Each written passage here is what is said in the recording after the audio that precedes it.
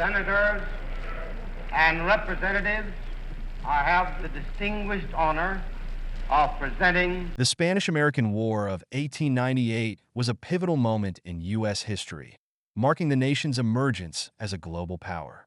But why did America go to war? Was it justified?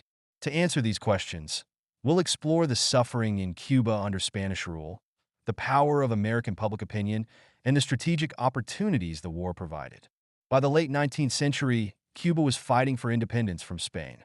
The Spanish government responded with brutal tactics, including the infamous reconcentration camps, which led to the deaths of hundreds of thousands of Cuban civilians. Reports of these atrocities sparked outrage in the United States.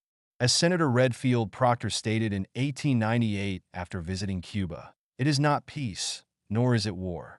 It is desolation and distress, misery and starvation." American newspapers, led by figures like William Randolph Hearst and Joseph Pulitzer, published graphic and often exaggerated accounts of Spanish cruelty. These stories stirred public opinion and created widespread support for intervention.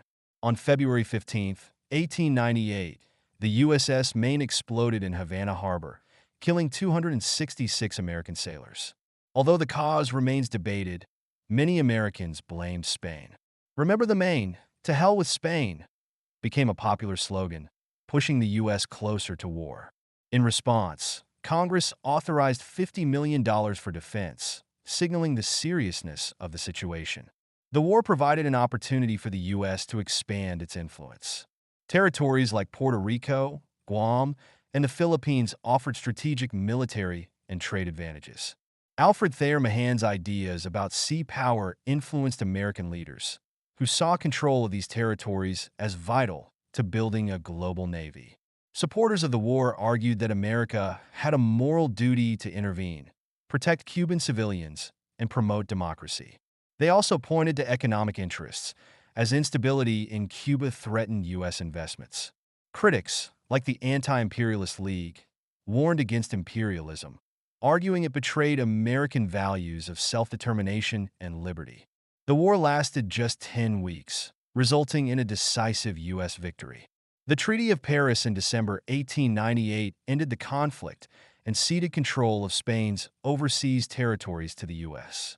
For the first time, the U.S. had overseas territories, signaling its arrival as a global power. However, the decision sparked debates about America's role in the world. The Spanish-American War marked the beginning of America's imperial era. While the suffering in Cuba and the explosion of the USS Maine justified intervention to many, others saw it as the start of a dangerous shift toward imperialism. Regardless of where you stand, the war undeniably shaped America's role in global politics, setting the stage for its future as a world leader.